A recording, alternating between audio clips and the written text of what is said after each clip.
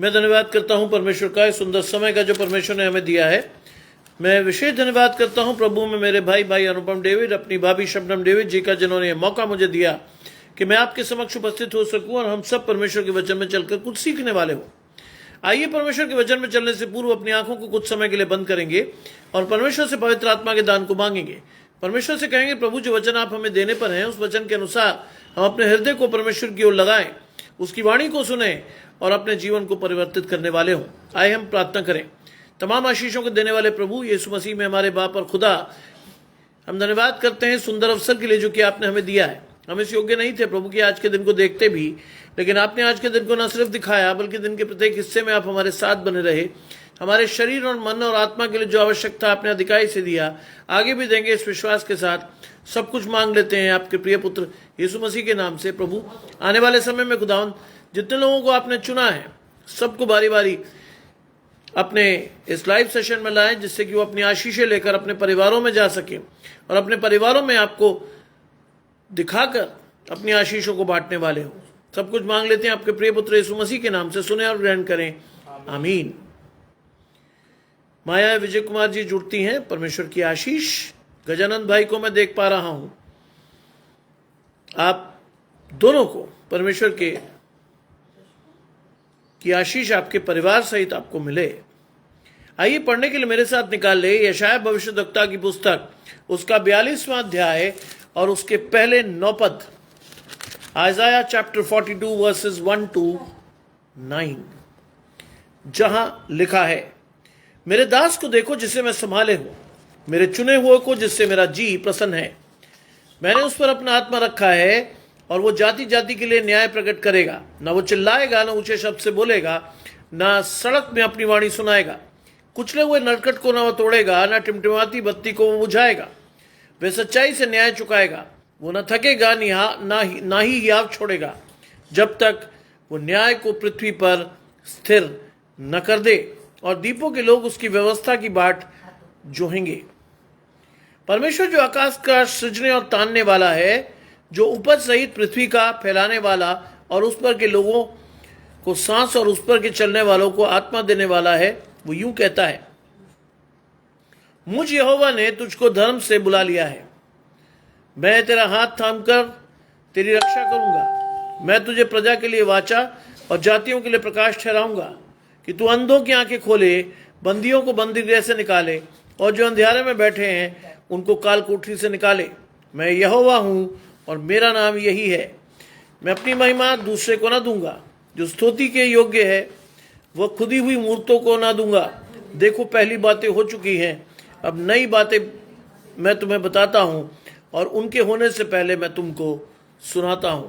ये परमेश्वर का वचन है। परमेश्वर का धन्यवाद हो। यशायाह का 42वां अध्याय वास्तव में आपको किसके आगमन की सूचना दे रहा है? अगर आप ध्यान से पढ़ें तो यशायाह का 42वां अध्याय आपको यीशु मसीह के विषय में पूर्व आगमन दे रहा है। आशीष भाई जुड़ते हैं पुणे से। आशीष भाई के घराने समेत आशीष मिलेगी। और लिखा है, मेरे दास को देखो जिसे मैं संभाले हूं, मेरे चुने हुए को जिससे मेरा जी प्रसन्न है। इस आयत पे गौर करें। मैं आपको नए नियम में भी दिखाऊंगा कि इस आयत को नए नियम में कैसे परमेश्वर ने प्रकट किया है यीशु मसीह के लिए। मेरे दास को देखो जिससे मैं संभाले हूं। आज परमेश्वर हमें संभाल रहा है। आज परमेश्वर ने हमें संभालने के लिए अपने निज पुत्र यीशु मसीह को भेजा और उसके बलिदान से आप और मैं संभाले गए। अनुग्रह की उस आशीष को लेकर मैं और आप आगे बढ़े, जिसको परमेश्वर ने हमें अपने बेटे के थ्रू दिया। आज परमेश्वर हमें संभाले है, लेकिन उसका जो दायित्व था उसको यीशु मसीह को दिया गया। मेरे चुने हुए को जिससे मेरा जी प्रसन्न है। मेरे चुने हुए को परमेश्वर ने यीशु मसीह को चुना जिससे कि वो हमारे उद्धार का कारण ठहरे। परमेश्वर ने यीशु मसीह को चुना जिससे कि वो अनंत जीवन के अधिकारी होने के लिए बुलाए जाए। रोहिणी जी जुड़ती हैं। परमेश्वर का धन्यवाद। मेरा विश्वास है कि वो अभी तक ऑस्ट्रेलिया में है, क्योंकि मेरी फेसबुक फ्रेंड भी है। जो उनकी रील्स आ रही हैं वो दिखाती हैं कि अभी भी वो ऑस्ट्रेलिया में है। परमेश्वर आपको और आपके घराने को आशीष देगा। लिखा है उस मेरे चुने हुए को जिससे मेरा जी प्रसन्न है। इस बात को अपने जीवन में उतारिए और इस बात को आप नए नियम में ढूंढेंगे तो कहां मिलेगा। जब यूहन्ना भविष्यद्वक्ता ने यीशु मसीह को बैप्टाइज किया या बपतिस्मा दिया तो स्वर्ग खुल गया और पवित्र आत्मा कबूतर की नाई उतरा और मत कहा कि ये मेरा प्रिय पुत्र है और इससे मैं प्रसन्न हूं। आज यहां पर परमेश्वर आपको और मुझे अपने पवित्र आत्मा के थ्रू दिखा रहा है कि यीशु मसीह के आगमन की पूर्व सूचना यशाया 42वें अध्याय में दी जा रही है। अगर हम बाइबल में ध्यान से पढ़ें तो आपको दिखेगा कि ये आशीषें आपको और मुझे भी दी गई हैं। वो लिखा है मैंने उस पर अपना आत्मा रखा है। आज परमेश्वर का आत्मा यीशु मसीह में रखा गया और यीशु मसीह ने उस आत्मा को पवित्र आत्मा के द्वारा हमें सौंप दिया। क्यों? क्योंकि यीशु मसीह ने जो पवित्र आत्मा हमें सौंपा उसके साथ एक बहुत बड़ी आशीष लगी है कि जो काम यीशु मसीह करते थे वो आप और मैं भी कर सकते हैं और बल्कि इससे भी बड़े बड़े काम कर सकते हैं, क्योंकि परमेश्वर ने यीशु मसीह के थ्रू वो पवित्र आत्मा हमें दिया है।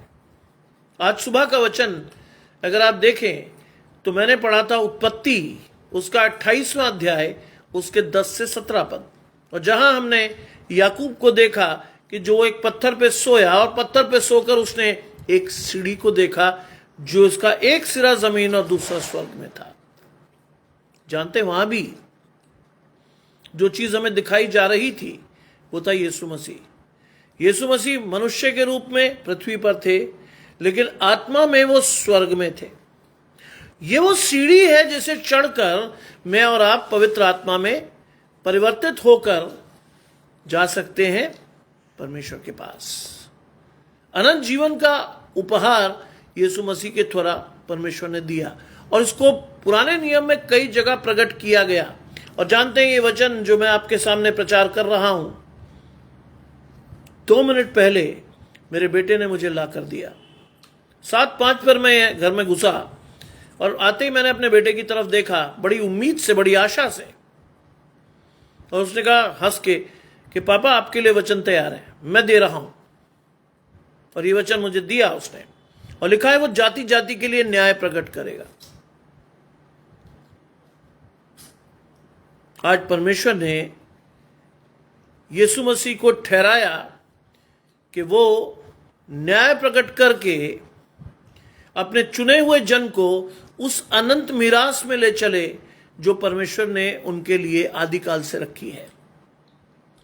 जाति जाति का न्याय प्रकट करेगा।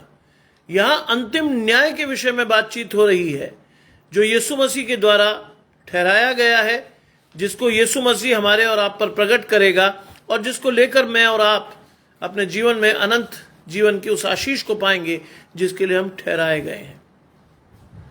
यह है आशीष। अगली आयत बहुत ध्यान से सुनिएगा। वो ना चिल्लाएगा। यीशु मसीह को जब भी आप देखें, यीशु मसीह के ऊपर जब भी आप फोकस करें, यीशु मसीह ने पब्लिकली कभी चिल्लाकर बात नहीं की। वो नम्र और दीन बना रहा। आज क्या है? बाइबल वर्सेस है आइजाया chapter 42 versus 1 to 9। आइजाया chapter 42 1 to 9 हम पढ़ रहे हैं और वो कहता है दूसरी आयत में वो ना चिल्लाएगा ना ऊंचे शब्द से बोलेगा। आज कई लोगों को आप प्रचार करते सुने वो इतना चिल्लाते हैं भाई, कई बार तो समझ भी नहीं आता कि वो कहना क्या चाह रहे हैं। यीशु मसीह ने बड़ी दीनता से, बड़ी नम्रता से एक बड़ाई के घर पैदा होकर अपने वचन के प्रचार को किया। आज मुझे और आपको ऐसा प्रचार करना नहीं भाता। आज मुझे और आपको पसंद है बड़ी बड़ी फ्लैश लाइटें, बड़ा सा ईना, हजारों लोग और उनके बीच में मैं और आप क्या चाहते हैं हमें? जानते हैं हमारी स्थिति कहां चली गई है आज? सभाओं में मुख्य मुख्य आसन चाहिए हमें। आज परमेश्वर की दीनता और नम्रता हम में नहीं है। आज हम हर जगह प्रमुखता चाहते हैं, दीनता हमें छू नहीं गई है। हर जगह हम ऊंचे ऊंचे शब्द से चिल्लाते हैं। परमेश्वर ने ऐसा नहीं रखा है हमें। लिखा है, ना वो चिल्लाएगा, ना ऊंचे शब्द से बोलेगा, ना सड़क में अपनी वाणी सुनाएगा।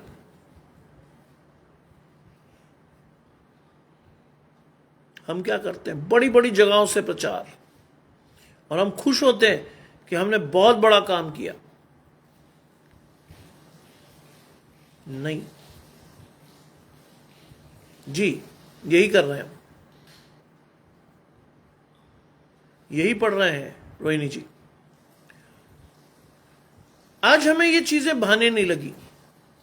आज हम घर के कोने में परमेश्वर को कोठरी बंद करके नहीं ढूंढ रहे हैं।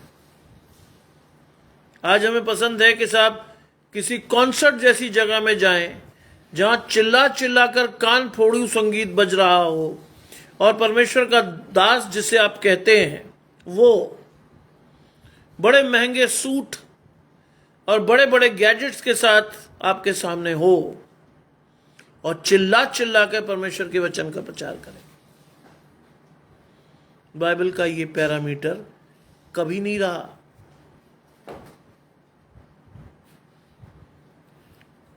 अगर आप जिसका प्रचार कर रहे हो उसके बारे में लिखा है, ना तो वो चिल्लाएगा, ना ऊंचे शब्द से बोलेगा, ना सड़क में अपनी वाणी सुनाएगा, तो मेरा और आपका भी यही काम है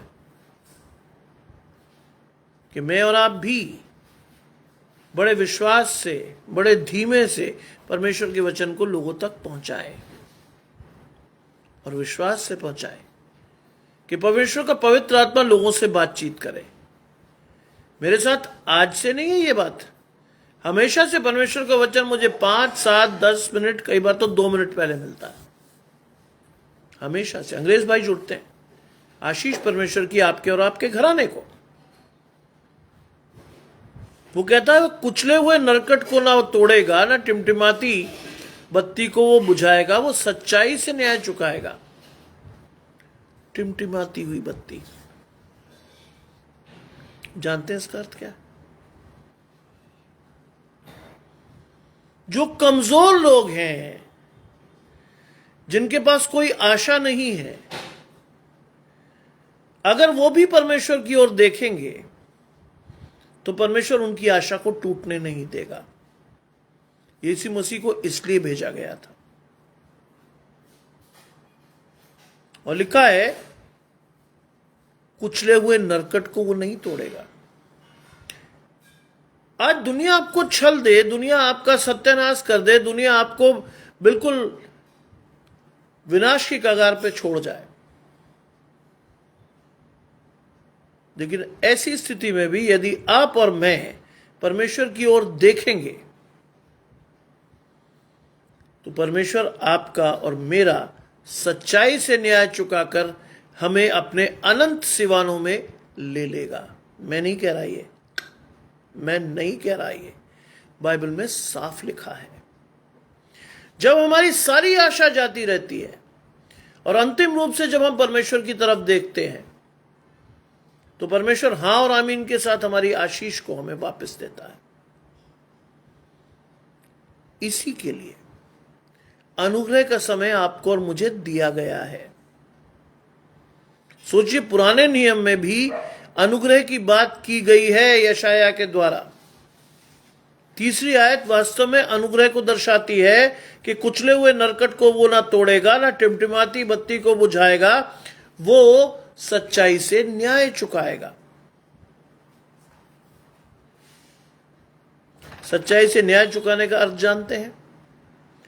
परमेश्वर का अनुग्रह उस व्यक्ति के पाप चाहे कितने गहरे भी हों, परमेश्वर उस अनुग्रह के समय में यदि आप विश्वास से उसकी ओर देखते हैं तो बाइबल की एक आयत आपके जीवन में पूरी होगी।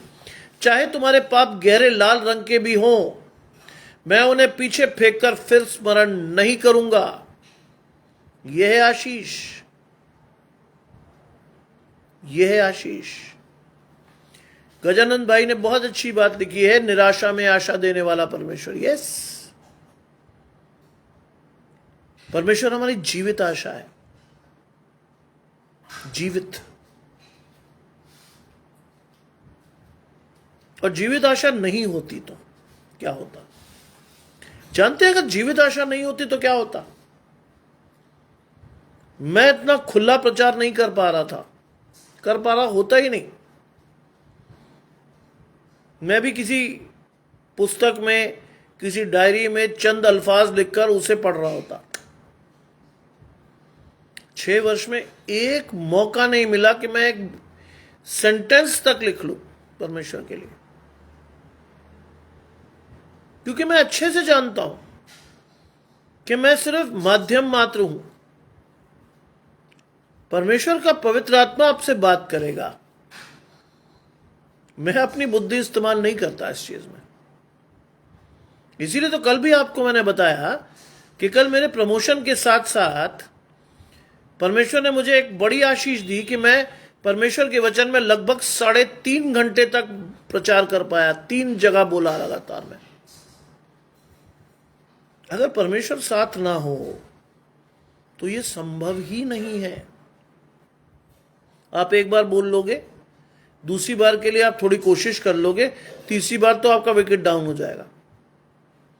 अगर आप अपनी सामर्थ्य से करोगे ये, लेकिन अगर आप परमेश्वर की सामर्थ्य से करोगे तो कोई भली वस्तु आपके पास से रुकेगी नहीं। परमेश्वर का वचन सरलता से आपके जीवन से निकलता जाएगा। और लिखा है, वो ना थकेगा न हियाव छोड़ेगा। कल की स्थिति है मेरी ये। सारे दिन मैं अपने प्रमोशन की मीटिंग में था, लगभग भीगता हुआ वापस आया और आकर 7 बजे आगरा मसीह मंडली परिवार में जुड़ा और 9 बजे मैं hope for the changing world में था। सुबह प्रचार करके गया ही था। यह आशीष परमेश्वर ने मुझे दी हुई है। कल शाम को मेरी बड़ी बहन मुझसे यही पूछ रही थी, तू कैसे कर लेता है ये? कैसे? 1 घंटा बोलना तो ठीक है, लेकिन तू 3.5 घंटे बोला। मैंने कहा परमेश्वर की आशीष, सीधी साफ। परमेश्वर की आशीषों को मैं बहुत ऑब्जेक्टिवली देखता हूं, परमेश्वर की आशीषें पाता भी हूं। लिखा है, वो ना थकेगा ना हियाव छोड़ेगा। देखिए, इस बात का ध्यान रखिएगा, ये वचन मैंने नहीं चुना है, मेरे बेटे ने ला कर दिया है। मैंने आपको बताया कि मैं 7-5 पर घर में घुस रहा था। समय था ही नहीं कि मैं परमेश्वर के वचन में जाऊं। जो सामने रखा गया, उस बच्चे ने कहा ये है आपके लिए, मैं सुना रहा। और इस बात की मुझे ज्यादा खुशी है कि मेरे आध्यात्मिक जीवन को मेरा बेटा लीड कर रहा है, मैं नहीं, मेरा बेटा।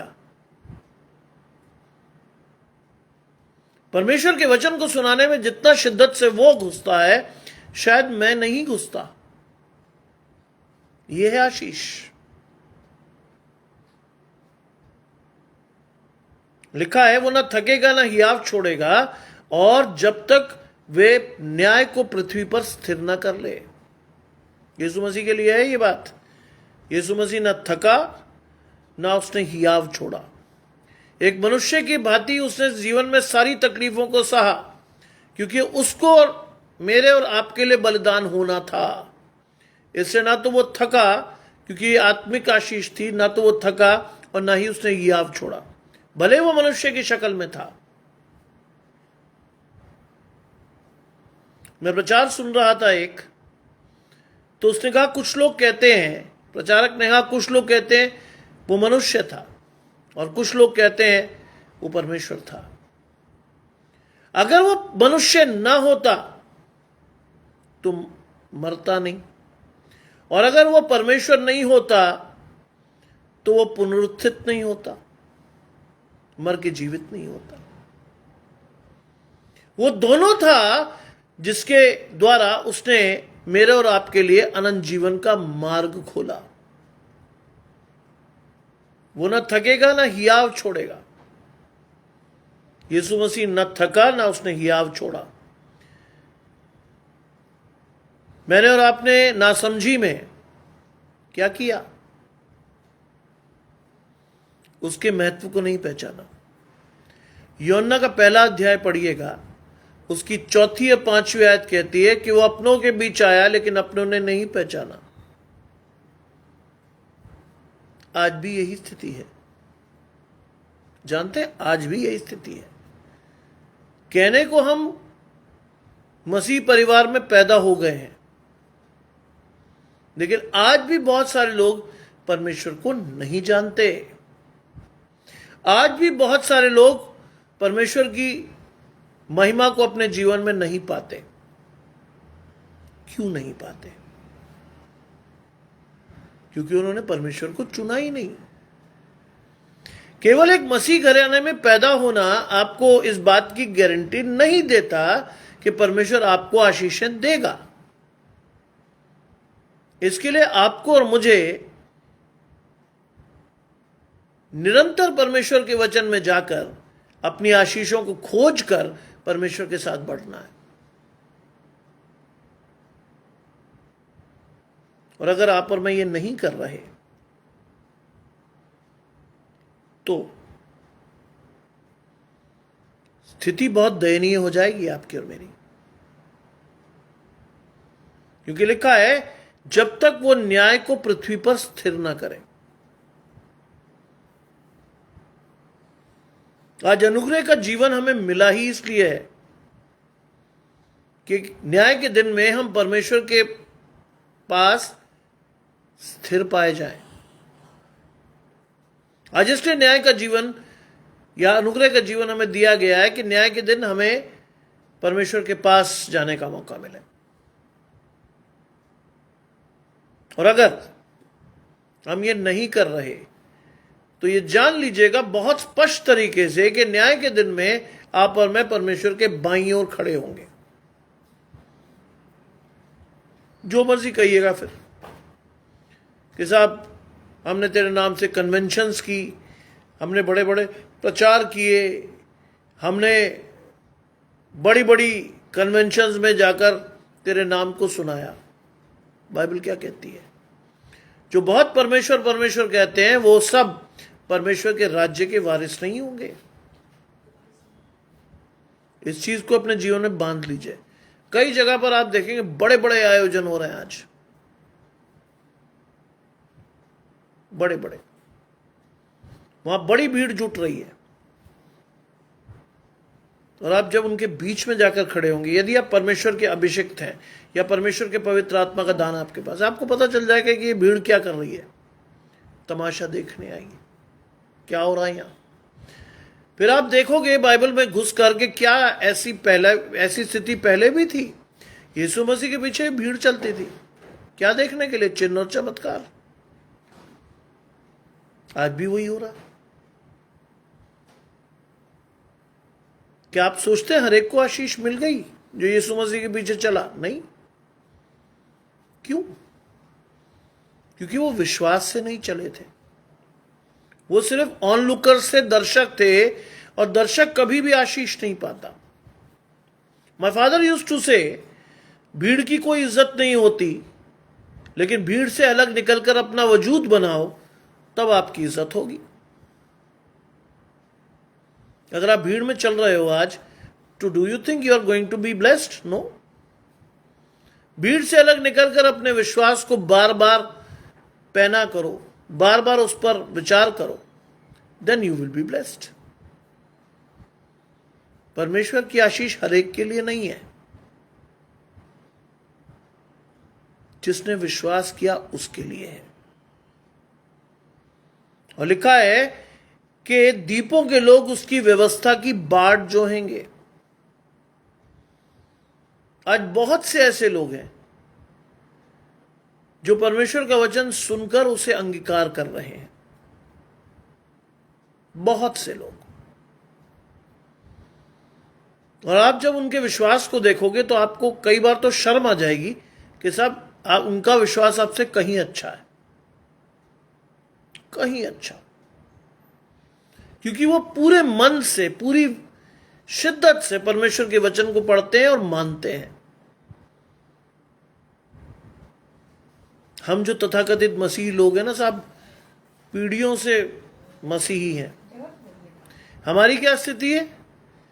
हाँ, पढ़ लेंगे वचन को, कोई दिक्कत नहीं है, हो जाएगा सब कुछ, और वो समय आता ही नहीं है हमारे जीवन में।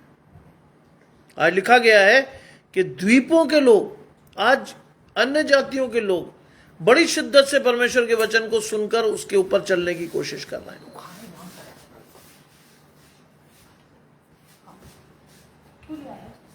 आज हम एक संप्रदाय का हिस्सा हो सकते हैं, ईसाई, बट क्रिश्चियन होने के लिए you have to be very alert. Christian होने का मतलब है परमेश्वर के अभिषेक को अपने जीवन में लेना।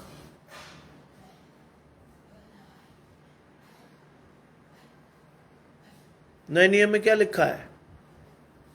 परमेश्वर ने क्या प्रकाशन दिया? यीशु ही क्या है? मसीही है। इसीलिए नाम हमारे साथ जुड़ता है, और शैतान ने इसको विकृत करके ईसाई बना दिया है। ध्यान रखिएगा, आप और मैं मसीही हैं, परमेश्वर के साथ अभिषिक्त लोग, यीशु मसीह के द्वारा आशीष पाए हुए, यीशु मसीह के द्वारा पवित्र आत्मा से पाए हुए लोग हैं हम। किसी संप्रदाय विशेष से नहीं जुड़ते, क्योंकि बाइबल कहती है जिस किसी ने परमेश्वर पर विश्वास किया उसने उसे अनंत जीवन का अधिकार दिया। जिस किसी ने, ये आशीष है, इस आशीष को आप दरकिनार नहीं कर सकते। Salvation is not for everyone. Salvation is for those who loves God and those who receive God as their personal savior. उनके लिए है उद्धार, हर एक के लिए नहीं।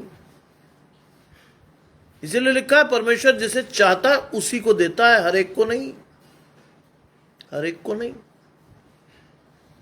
और क्या लिखा है?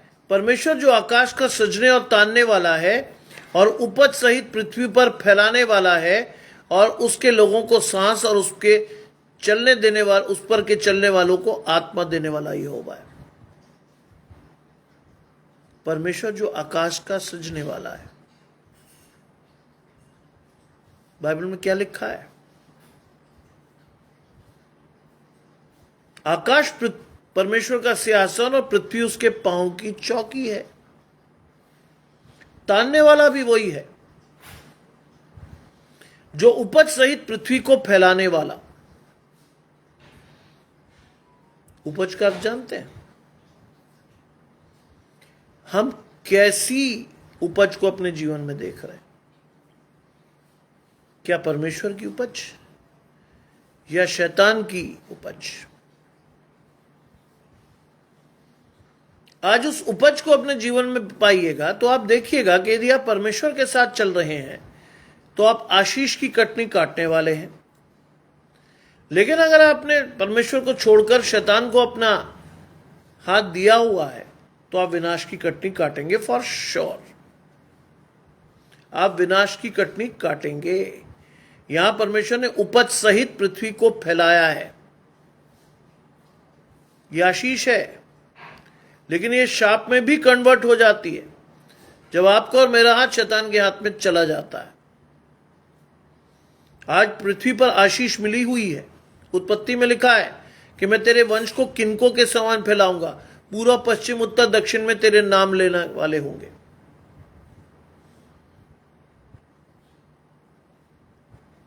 धर्मी के लिए क्या लिखा है? तू निश्चय अपनी कमाई खाने पाएगा। लिखा हुआ ये सब, इसको बदला नहीं जा सकता क्योंकि परमेश्वर की ओर से है। और लिखा है कि वो उपज सहित पृथ्वी का फैलाने वाला और उस पर के लोगों को सांस और उसके चलने वालों को आत्मा देने वाला है। आज अगर आप और मैं अपने जीवन में आती हुई सांस का मोल नहीं जानते ना, हमें लगता है यार दुनिया जी रही है, क्या परेशानी, मैं भी सांस ही ले रहा हूं ना। यहां लिखा है कि वो उस पर के लोगों को सांस और उस पर के चलने वालों को आत्मा देता है। क्या लिखा है ये बात, क्यों लिखी है ये बात? सांस परमेश्वर की ओर से आती है, हमारे जीवन की एक एक सांस गिनी हुई है।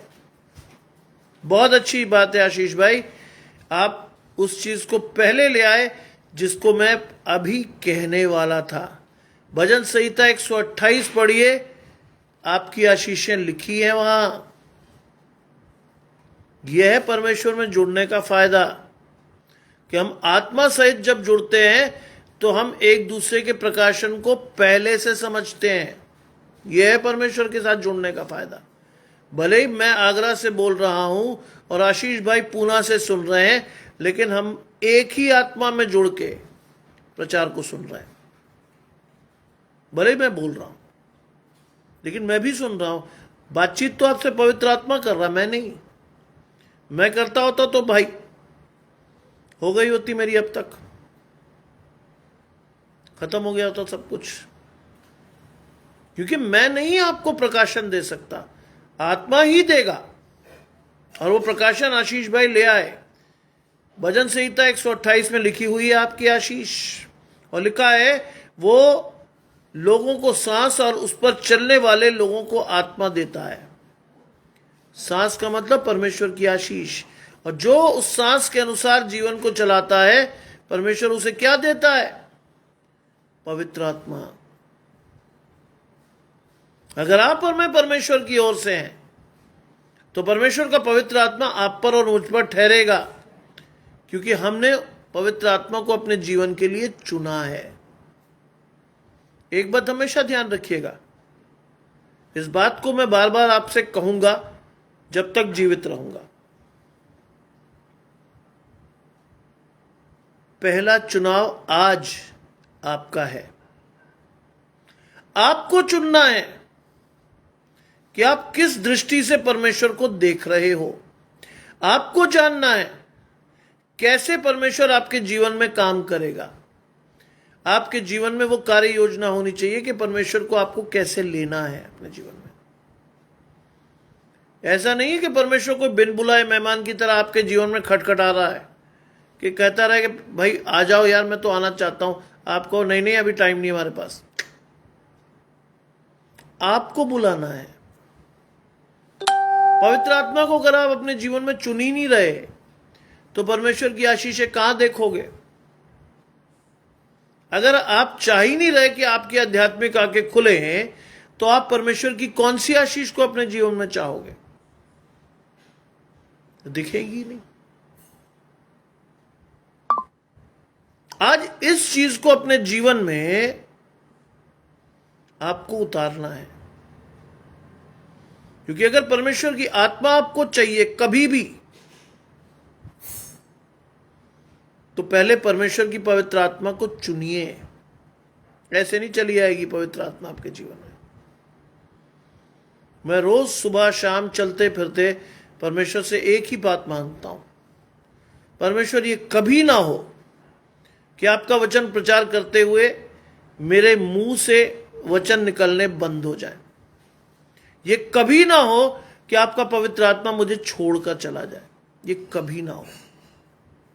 निरंतर प्रार्थना इसी को तो कहते हैं कि परमेश्वर की आशीषें आपके साथ टिकी रहे, बनी रहे, और आप परमेश्वर के अनुसार अपने जीवन को देखते रहो। इसी को तो कहते हैं। और लिखा है कि वो उस पर चलने वालों को अपनी पवित्र आत्मा देखता है। चलने वालों को। परमेश्वर का वचन केवल सुनना नहीं है आपको, उस पर चलना भी है, तभी मिलेगी आत्मा। तभी, ऐसे नहीं। विश्वास रखिए कि परमेश्वर आपसे बातचीत करेगा। विश्वास रखिए कि परमेश्वर आपको आशीष देगा। लिखा है, वो यूं कहता है कि मुझ यहोवा ने तुझको धर्म से बुला लिया है। मुझ यहोवा ने। आज ये किसके द्वारा संभव हो रहा है कि परमेश्वर की आशीष आपके और मेरे ऊपर आ रही है यीशु मसीह के द्वारा, उसके बलिदान के द्वारा, उसके लहू के द्वारा। यह आशीष ठहरेगी कि मुझ यहोवा ने तुझको धर्म से बुला लिया है। मैं आपको पहले बता चुका हूं कि धर्म का अर्थ रिलीजन नहीं है बाइबल में। धर्म का अर्थ है कि आप पवित्र आत्मा को अपने जीवन में कैसे धारण करते हो। धर्म शब्द का अर्थ अगर आप संस्कृत में देखें तो उसका अर्थ है धारण करना। किस चीज को आप अपने जीवन में कैसे, किस विश्वास से धारण करते हो, यह आशीष। और वो कहता है मुझ यहोवा ने तुझको धर्म से बुला लिया है। आज परमेश्वर आपको बुलाता है। गलती कहां होती है? हम परमेश्वर की आवाज को सुन के जाते ही नहीं। और उससे भी सुपरलेटिव लोग मिलेंगे आपको जो परमेश्वर की आवाज सुनते ही नहीं। उनको लगता है सब कुछ ऑटोमेटिकली हो जाएगा जीवन में। नहीं, अरे परमेश्वर ने इतनी बड़ी बड़ी आशीषें आपके और मेरे जीवन में छोड़ रखी हैं। परमेश्वर ने अपने पुत्र को मेरे और आपके लिए बलिदान करके वो आशीषों को ठहरा दिया है। लेकिन अगर मैं और आप अभी भी परमेश्वर के पास नहीं जाएं तो क्या होगा? आज और मैं और आप परमेश्वर की बुलाहट को ना सुने तो क्या होगा? उन आशीषों से वंचित रहेंगे आप और मैं। बाइबल में साफ लिखा है भोज तो तैयार था लेकिन नेवताहारी योग्य नहीं ठहरे। आज मैं और आप परमेश्वर की बुलाहट को ना सुनते हैं ना समझते हैं। लिखा है मैं तेरा हाथ थाम कर तेरी रक्षा करूंगा। जब आप बुलाहट को सुनोगे तो क्या होगा? परमेश्वर का हाथ थामकर आपकी रक्षा की जाएगी। यह है आशीष।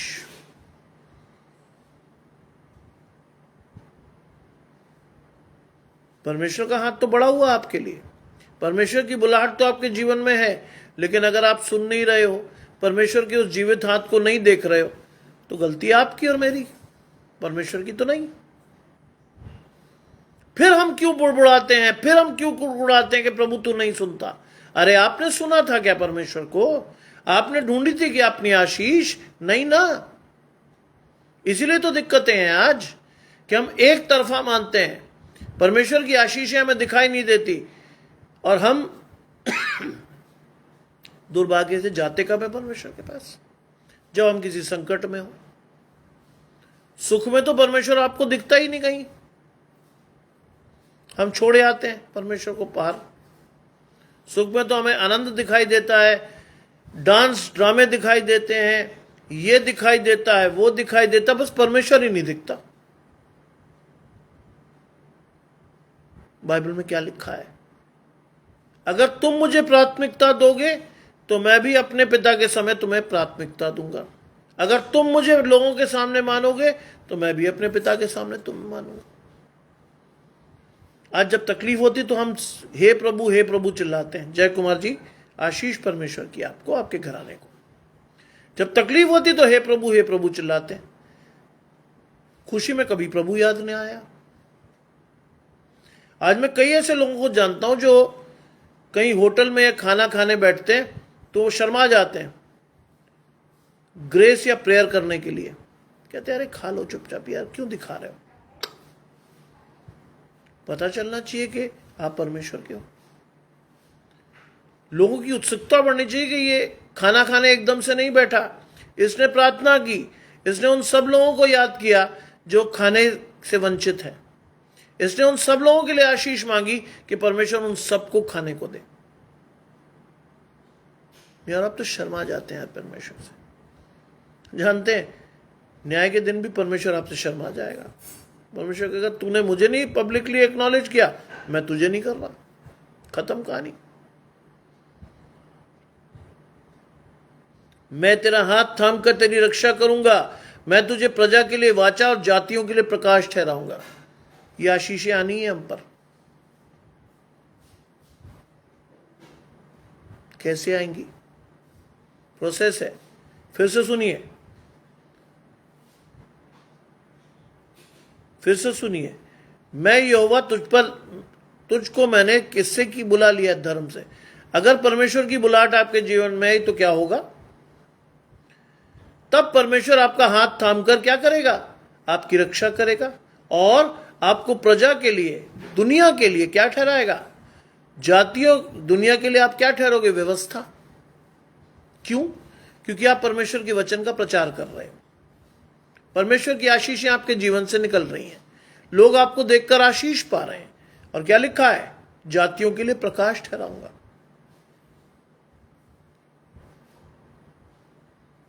जी, क्या लिखा जय कुमार जी ने? मेरी एग्जाम थी प्रैक्टिकल की, जो मैं जानती थी उससे क्वेश्चन पूछा गया, वो मेरे लिए अद्भुत था कि बेस्ट रहा। सब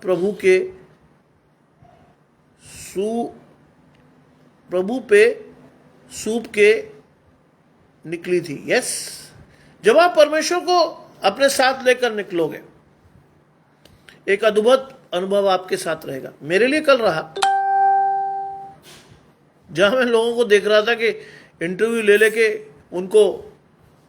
उनके एक्सपर्ट्स ने बहुत परेशान किया। मैंने परमेश्वर से प्रार्थना की, प्रभु मेरा भी ये इंटरव्यू होगा। मुझे अंदर से, मेरी अंतरात्मा से आवाज आई, जी अब जय की मां, मैं जानता हूं ये बात। मेरे अंदर से आवाज आई, इंतजार कर, तेरा टाइम अभी आया नहीं। मेरे एक्सपर्ट 5 घंटे लेट आए, मैं इंतजार करता रहा। और परमेश्वर ने जो चीज कल मुझे सिखाई वो आपके साथ बांट दे रहा हूं। परमेश्वर ने उन 5 घंटों में मुझे क्या सिखाया? धीरज, संयम। आसपास हमारे 23 लोग थे जो विभिन्न पदों पर पदोन्नत होने थे। असिस्टेंट प्रोफेसर में भी कई श्रेणियां, उनको होना था। कुछ लोग असिस्टेंट से एसोसिएट हो रहे थे, उनको मिलना था। और केवल हम 3 लोग थे जो एसोसिएट प्रोफेसर से प्रोफेसरशिप की तरफ जा रहे थे। मेरे 2 साथियों का इंटरव्यू हो गया, लेकिन मेरे एक्सपर्ट ही नहीं आए। थोड़ी खिंच हुई, लेकिन परमेश्वर का वचन तुरंत सामने आकर बोला, जो धीरज धरेगा अंत तक, मैं उसे जीवन का मुकुट दूंगा। मैं चुप होकर बैठ गया। और जानते हैं, सबसे इजी प्रमोशन मेरा हुआ, सबसे इजी। मेरे एक एक्सपर्ट ने आकर मुझसे एक भी सवाल नहीं किया। कहते यार जानते तेरे को, चल कहां साइन करना बता। विदिन 5 घंटे में, 45 मिनट्स में, I became professor from associate professor. परमेश्वर को साथ लेकर चलिए। 5 घंटे का इंतजार तो रहा, परमेश्वर ने धीरज और संयम सिखाया। क्या हुआ? जाहिर सी बात है, जय की मम्मी जो कह रही है बहुत बड़ी बात है कि परमेश्वर ने की गवाही है उनके से जो प्रश्न पूछेगा, बड़ी बात है। अरे परमेश्वर की जीवित आशा है आपके साथ, परमेश्वर जीवित रूप में आपके साथ चल रहा है, फिर किस बात की? मैं तो आपको खुद बता रहा हूं ये बात। I am the easiest going person, जिसमें किसी ने एक शब्द नहीं मुझसे पूछा। It's a very strenuous interview अगर लेने पर आ जाए कोई, लेकिन परमेश्वर का हाथ था। परमेश्वर का तू ठहर, तू जा, इंतजार कर, जो आएगा वो कुछ नहीं पूछेगा। And I was shocked. जो आया बोला, कागज कहां है तुम्हारे? मैंने सर ये फाइल रखी। बोले लाओ यार, साइन करते हैं फटाफट। मैंने सर पूछ लो। अरे कहते यार तेरे से क्या पूछना, ठीक है यार। And I thank God with my open eyes, प्रभु तूने जैसा कहा था वैसे ही हो रहा है। एक के बाद एक तीनों एक्सपर्ट आए और with in 45 minutes I got my promotion. परमेश्वर जब देता है ना, तब दुख मिलाकर नहीं देता। मैं चाहता हूं ये सब गवाहियां आपके जीवन से खुद निकले। मेरी गवाही सुनकर शायद आपको इतना विश्वास ना बढ़े, लेकिन आपके जीवन से निकलेगी तो आपको पता चलेगा कि आप एक जीवित परमेश्वर के हाथ के नीचे चल रहे हो और परमेश्वर ने आपको प्रकाश देने के लिए ठहराया है। आशीष यहीं तक नहीं है, आशीष उससे भी बड़ी है आपके और मेरे लिए।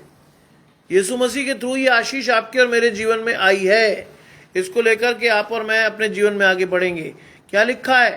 तू अंधों की आंखें खोले, बंदियों को बंदी गृह से निकाले, और जो अंधियारे में बैठे हैं उनको काल कोठरी से निकाले। ये आशीष मुझ पर और आप पर ठहराई हुई है। ये मत सोचिए कि यीशु मसीह ने कहा है सिर्फ, या यीशु मसीह को दिया है। पवित्र आत्मा के द्वारा ये आशीष मेरे और आपके लिए भी है कि आप क्या करें? अंधों की आंखें खोलें। कौन से अंधे? जो परमेश्वर को नहीं देख पा रहे। कौन से अंधे? जिनकी आंखों पर शैतान ने पर्दा डाल रखा है। कौन से अंधे? जिनकी बुद्धि इस संसार के राजकुमार ने अंधेरी कर दी है। उनकी आंखें खोलने का दायित्व है हमारे पास। उनकी आंखों को खोलना है। लिखा है बंदियों को बंदी गृह से निकाले। किस बंदी गृह से निकालना है? और किस बंदी को? जो शैतान के बंदी हैं, उनको आपको और मुझे छुड़ाकर परमेश्वर के साथ जोड़ना है।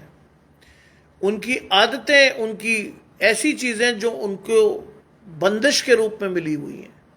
शराब छूट नहीं पा रही, सिगरेट नहीं छोड़ पा रहे, गुटखा खाए जा रहे हैं, और गलत कामों में आप बड़ी लालसा से आगे बढ़े हुए हैं। हमारी जिम्मेदारी है कि उनकी उस बंदिश को उनके जीवन से दूर करके उन्हें बंदी गृह से निकाल दें, परमेश्वर के पास लाएं। और जो अंधियारे में बैठे हैं उनको उजियाले में लाना जिम्मेदारी है आपकी और मेरी। ऐसे नहीं बुलाया परमेश्वर ने हमें, ऐसे नहीं बुलाया। आज की गवाही आपको देता हूं। कॉलेज में था, सुनीता जी का फोन आया जो नासिक में है। सुबह वो अक्सर बेचारी आती हैं फैमिली ऑफ क्राइस्ट मिनिस्ट्री में, क्योंकि वो इजीली उस पर एक्सेस पा जाती हैं। आज उन्होंने पता क्या कहा? कहते मैं आपके सामने दिल का पूरा हाल रख देती हूं पास्टर जी। मैं बार बार उन्हें मना करता हूं, मुझे पास्टर मत कहा कीजिए,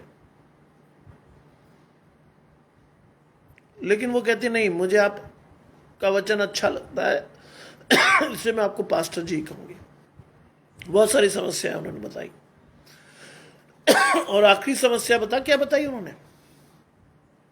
उन्होंने क्या कहा? उन्होंने कहा कि पास्टर जी मैं ये समस्या लेकर अपने आसपास कई जगह गई, कई प्रचारकों से, कई पास्टर्स से मैंने कहा कि मेरे बच्चे के लिए, मेरे लिए, मेरे परिवार के लिए प्रार्थना कर दीजिए। क्या कहा लोगों ने?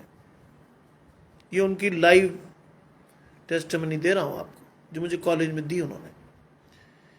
कहते पास्टर जी मैं गरीब औरत हूं, शैम्पू बेचकर अपना परिवार पालती हूं, मेरे पास पैसे नहीं रहते हैं। 10 साल पहले पति को बुला लिया, मेरे जीवन से मेरे पति चले गए। दोनों बच्चों को मैं किसी तरह पाल रही हूं। बच्चा मेरा बिगड़ गया है और धीरे धीरे आपकी दुआओं से वो ठीक हो रहा है। आखिरी बात जो कही मुझे बहुत बुरा लगा। उन्होंने कहा मैं कई लोगों के पास गई और कई लोगों ने कहा प्रार्थना तो हम कर देंगे सिस्टर, पहले 2000 रुपये दे दो, पहले 3000 रुपये दे दो, 4000 रुपये दे दो। कहां से देती मैं?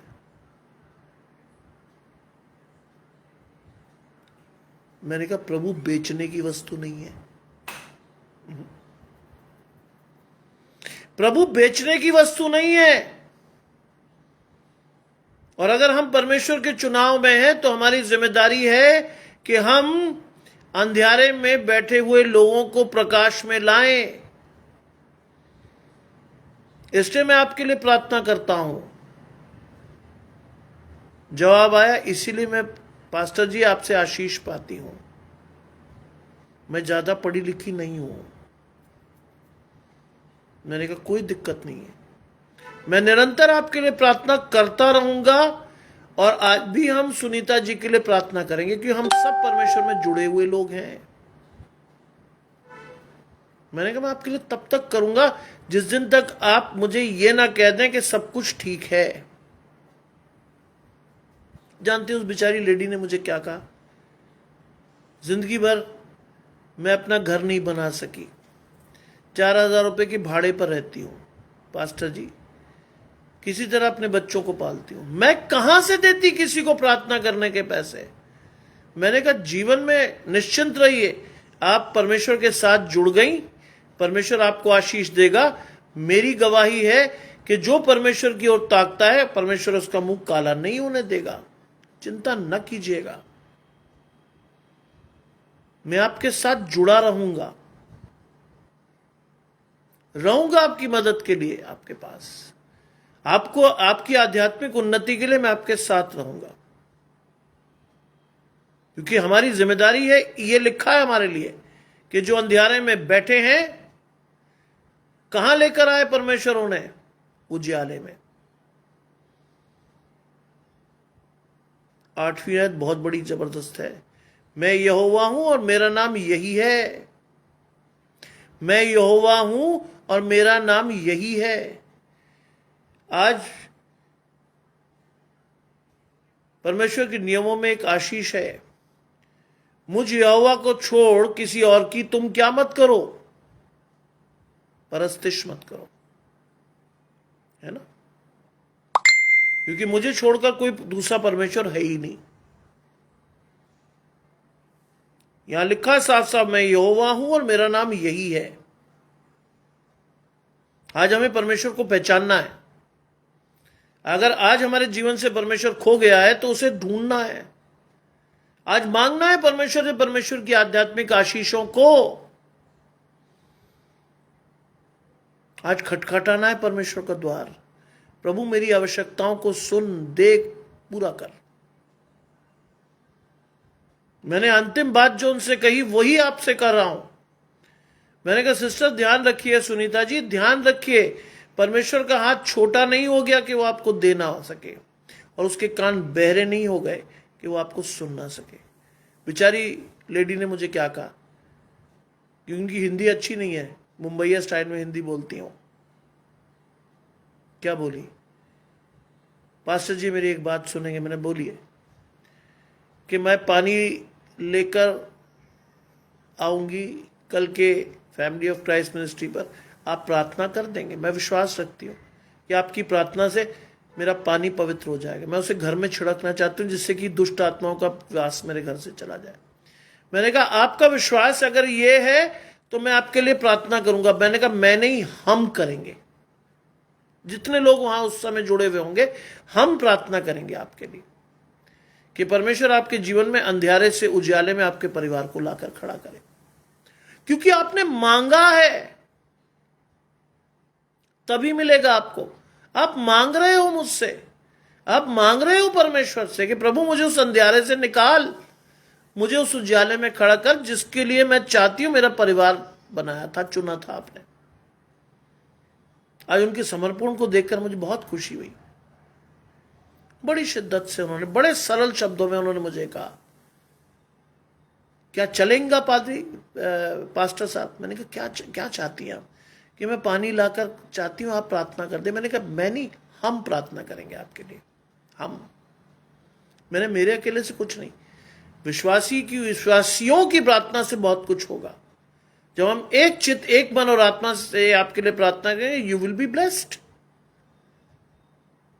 लिखा है मैं यहोवा हूं, मेरा नाम यही है, मैं अपनी महिमा किसी दूसरे को नहीं दूंगा। ध्यान रखिएगा, परमेश्वर अपनी महिमा किसी दूसरे को नहीं देता है, कभी नहीं। आज अगर जाना है आपको परमेश्वर के पास तो पूरे मन से, इधर उधर अगर आप गए तो गए। संदेह करने वाला उस व्यक्ति के समान है, उस लहर के समान है जो हवा से बहती है और उछलती है। ऐसा मनुष्य ये ना समझे कि मुझे प्रभु से कुछ मिलेगा। वो व्यक्ति दुचिता और अपनी सारी बातों में चंचल है, बाइबल कहती है। मैं नहीं कहा आपको, मैं नहीं कह रहा ये। मैं अपनी महिमा दूसरे को ना दूंगा, और जो स्तुति मेरे योग्य है वो मैं किसी भी खुदी हुई मूरत को नहीं दूंगा। संपूर्ण मन से आना है परमेश्वर के पास। अगर आप इधर उधर गए तो गई आपकी आशीष है। सावधानी से चलिए। देखिए कि शैतान आपको कहीं इधर उधर तो नहीं ले जा रहा। परमेश्वर की पवित्र आत्मा को लेकर चलिए, देखिए परमेश्वर आपको परमेश्वर के रास्ते से इधर उधर तो नहीं जा रहे। मत जाइए, दिन बुरे हैं, मत जाइए। खुदी हुई मूर्तों का मतलब ये नहीं किसी मंदिर में जाना। खुदी हुई मूर्तें वो चीजें हैं, कई बार आपकी और मेरी आदतें खुदी हुई मूर्तें जैसी, हम उन्हें प्रणाम करके आगे बढ़ते हैं।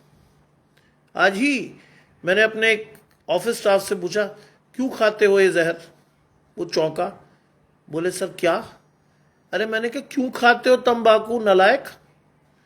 बोला जी वो तो आदत पड़ी हुई है।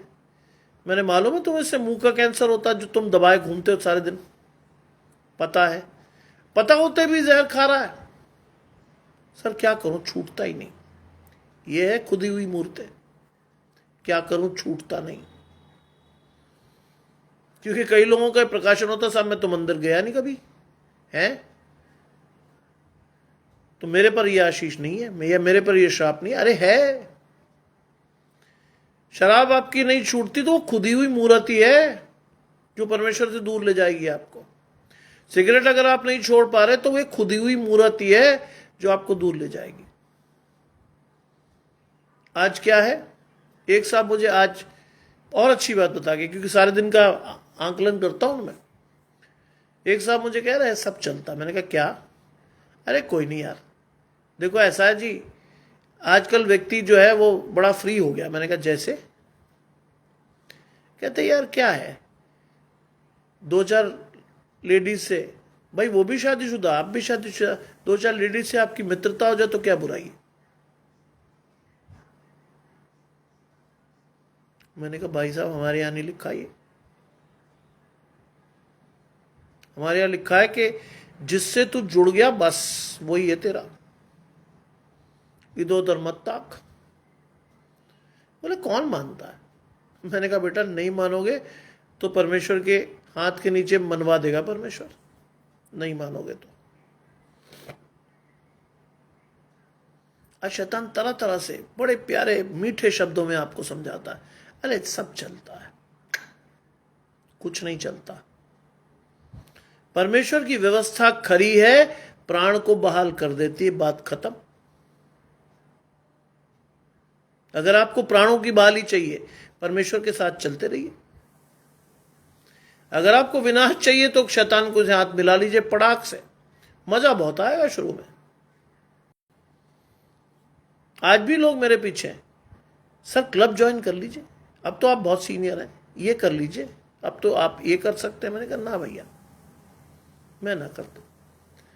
कि सर घर में पड़े पड़े बोर नहीं होते? मैंने कहा बोरियत होती ही नहीं यार मुझे। बोले क्यों? क्योंकि मैंने कहा मेरे पास तो जीवित परमेश्वर का वचन है, मैं उसमें ही खुश रहता हूं। कहते सारे दिन आप क्या वचन पढ़ते हो? मैंने कहा नहीं, मैं आप बाकी काम भी करता हूं, लेकिन हाँ परमेश्वर का वचन मेरे सामने आईने की तरह रहता है, अपना रिफ्लेक्शन देखता रहता हूं मैं उसमें। परमेश्वर की महिमा को मैं अपने आंखों से कभी भी ओझल नहीं होने देता ना, क्योंकि जिस दिन ओझल हो गया आपको समझ में आ जाएगा मेरा प्रचार कि साहब मैं गले से प्रचार कर रहा हूं कि पवित्र आत्मा से, आप एकदम समझ जाओगे। वो आशीष मैं नहीं खो सकता, क्योंकि अगर वो आशीष मेरे जीवन से गई, आपके जीवन से गई, मालूम है क्या लिखा है हमारे लिए कि अगर आप परमेश्वर को छोड़कर शैतान के पास गए तो क्या होगा? जानते हैं क्या होगा? आप यीशु मसीह को दोबारा क्रूस पर चढ़ाओगे। इतनी हिम्मत नहीं है मेरी कि मैं अपने कृत्यों से परमेश्वर को दोबारा क्रूस पर, यीशु मसीह को दोबारा क्रूस पर चढ़ा दूं। इतनी हिम्मत नहीं है मेरी, ना इतना शक्तिशाली हूं मैं। बहुत सीधे तरीके से मुझे मालूम है कि परमेश्वर के वचन में मुझे अपने प्रतिबिंब को देखना है। रोहिणी जी लिखती, my daughter told me to take her नजर with salt. I said I will pray for you and you will be healed. God healed her. I thank God. आज बहुत से लोग इन चीजों में जुड़े हुए हैं। परमेश्वर से बड़ी नजर उतारने वाली कोई चीज है आपके पास? वचन से नजर उतारने वाली चीज है कोई? नहीं। रोहिणी जी ने जो लिखा है वो आपकी आशीष है, मेरी आशीष है, हमारे विश्वास को बढ़ाती है, हमें और मजबूत करती है कि हम परमेश्वर के साथ चलें। इसलिए तो कहता हूं, अगर आपके जीवन में कुछ भी हो, कोई भी आशीष हो, उसे बांटिए तो सही।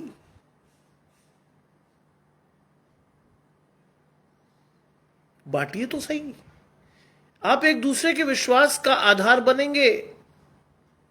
आपको लगेगा अगर उसके साथ हो सकता है, मेरे साथ भी होगा। मैं तो ये रोज आशीष देता हूं आपको। एक समय आए कि आप मुझसे बेहतर प्रचार करें,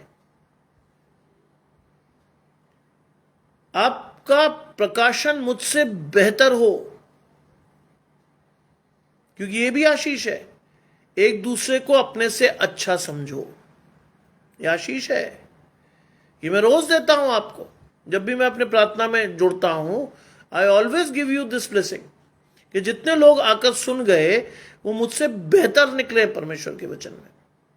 और यही तो तरीका है जिससे कि परमेश्वर का वचन फैलेगा। आप अपनी आशीषें लेकर लोगों तक जाओगे, जिन्होंने परमेश्वर को नहीं सुना वो उन आशीषों को ग्रहण करेंगे, अपने जीवन में आशीषें देखेंगे और वो आगे जाकर बांटेंगे। यही तो चेन रिएक्शन है परमेश्वर के वचन के प्रचार का, यही तो है। इसी के लिए तो बुलाए और ठहराए गए हैं हम लोग। जानिए इस बात को। लिखा है, मैं खुदी हुई मूर्तियों को नहीं देखूंगा। देखो, पहली बातें तो हो चुकी हैं, अब मैं तुम्हें नई बातें बताऊंगा। पहली बातें लिखी हैं। कौन सी है नई बातें? जो अभी रोहिणी जी ने बताई, ये है नई बातें। परमेश्वर की नई आशीषें जो आप और मैं आज हासिल कर रहे हैं। किसको देखकर? परमेश्वर की पुरानी बाइबल में लिखी हुई पुरानी आशीषों के अनुसार। आज मैं और आप परमेश्वर की नई आशीषें देख रहे हैं और मैं तुम्हें नई बातें बताऊंगा। रोहिणी जी की आशीष नई थी। उनकी बेटी का विश्वास बढ़ा उनके थ्रू।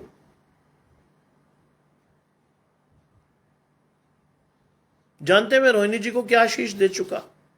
मैंने नहीं दी, परमेश्वर ने दी। God runs a beauty parlour. उनके चेहरे की चमक बताती है कि परमेश्वर उनके साथ है। उनका समर्पण बताता है कि परमेश्वर उनके साथ है। शक्ल बाहरी नहीं देख रहा मैं उनसे मिला भी नहीं, लेकिन फेसबुक पर जब वो अपनी फोटो पोस्ट करती हैं, रील में अपनी फोटो पोस्ट करती हैं, दिखता परमेश्वर का तेज। ऐसे नहीं, ऐसे नहीं। जानते 2:30 बजे उठकर परमेश्वर का वचन सुनना नॉर्मल आदमी के बस की बात ही नहीं है ही नहीं। आप मुझसे कहोगे 2:30 बजे उठ के परमेश्वर का वचन सुन ले, मैं तो आधी नींद में बैठा हूंगा। हाँ जी, अच्छा ठीक है, सुन रहा हूं। लेकिन वो 2:30 बजे से 3, 3:30 बजे तक परमेश्वर का वचन सुन रही होती है, लगातार कमेंट करती हुई। नॉर्मल आदमी नहीं कर सकता, ये कर ही नहीं सकता। मैं उनसे नहीं मिला, हो सकता है जीवन भर ना मिलूं, और हो सकता है परमेश्वर की आशीष ठहरे कि मैं उनसे मिलूं, लेकिन मैं उनको जानता हूं बिना मिले भी। उनके प्रकाशन से जानता हूं कि वो परमेश्वर के साथ हैं। वरना किसी अच्छे भले शरीफ आदमी को आप रात को 2:30 बजे उठाकर कहो, चल भाई परमेश्वर का वचन, आप कह दोगे अरे मर गए, मैं नहीं सो रहा जी, नींद खराब कर रहे मेरी। समर्पण से जब आप परमेश्वर के पास जाते तो आपको पता ही नहीं चलता। क्योंकि एक बात जानिएगा, एक चीज आपको बता दूं, रात का जो तीसरा पहर शुरू होता है ना, 1 से 3 वाला, अगर कभी परमेश्वर आपको उठा दे, कभी भी, एक काम कीजिएगा, आपको नींद ना आए, परमेश्वर से प्रार्थना करने लग जाइएगा। आपको आने वाली कई आशीषें दिखेंगी, वो टाइम होता है जब बिल्कुल शांत होता सब कुछ। अगर कभी आपकी नींद अचानक से खुले, जानते हैं मुझे क्या प्रकाशन होता है? जब मेरी नींद खुलती है, परमेश्वर कुछ कहना चाहता है, बैठ जाता हूं मैं, प्रार्थना करता हूं, और वो आशीष कहीं ना कहीं कभी ना कभी आकर लग जाती है जीवन में। जबरदस्ती मत उठिएगा, लेकिन अगर नींद खुल जाए तो आप समझ जाइएगा कि आपसे कुछ बातचीत करेगा परमेश्वर, and he will certainly bless you. क्योंकि लिखा है कि मैं तुम्हें नई बात बताता हूं और उसके होने से पहले तुमको सुनाता हूं। यह है आशीष। इसीलिए मैंने आपसे कहा कि रात को अगर नींद खुले, परमेश्वर से प्रार्थना कीजिएगा, और लिखा है कि मैं तुम्हें नई बातें बताऊंगा और उसके होने से पहले तुमको बताऊंगा। आपको पता लगने लग जाएगा। रोहिणी जी से मैं आशीष पाता हूं, मैं तो साफ तौर पर कह रहा हूं ये बात, क्योंकि वो रात का वो प्रेशस टाइम जो नींद का होता है, उसमें वो जगकर परमेश्वर को सुनती हैं। आशीष 100% आएगी आपके ऊपर। आप जितने लोग इस समय परमेश्वर को समय दिए हुए हो, आपका समय व्यर्थ नहीं जाएगा। अरे मेरा नहीं गया, मैंने बताया तो आपको। नई बात क्या है आपके लिए?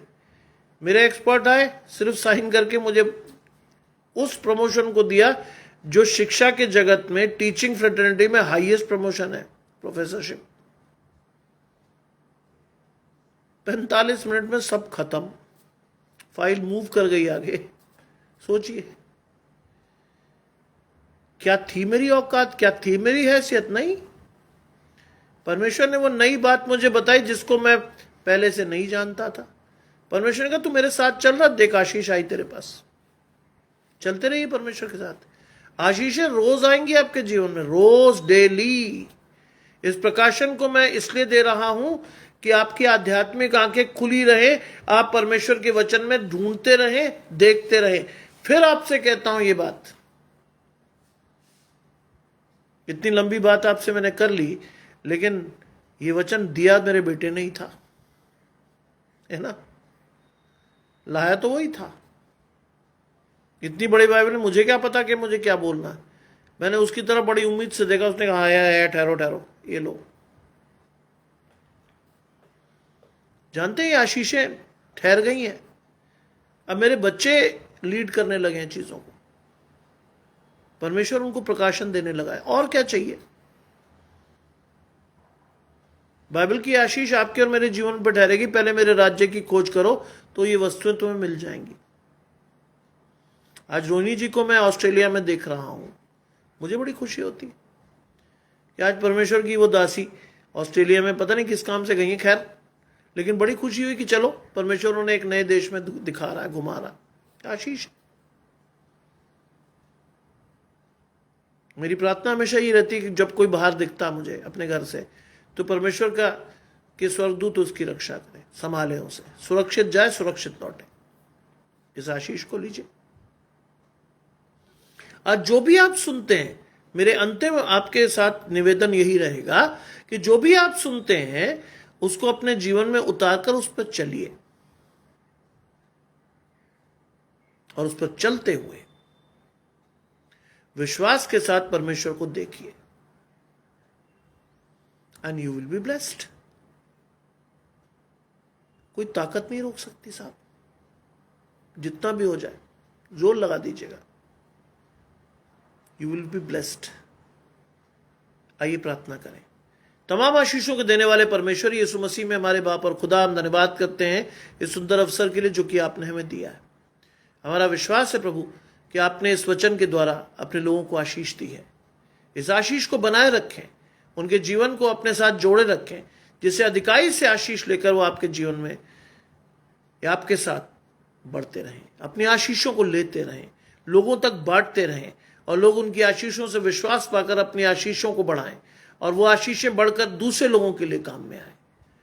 इस तरह हमारे जीवन में अपनी आशीषों को दीजिए प्रभु। हमारा हाथ आपके हाथ में बना रहे। सब कुछ मांग लेते हैं आपके प्रिय पुत्र यीशु मसीह के नाम से, सुने और ग्रहण करें, आमीन। कल सुबह यदि आपके पास किसी के पास भी समय होता है 8:30 बजे हम फिर परमेश्वर के पास मिलेंगे फैमिली ऑफ क्राइस्ट मिनिस्ट्री में एक नए वचन के साथ। आप सबों को परमेश्वर आशीष दे। शुभ रात्रि।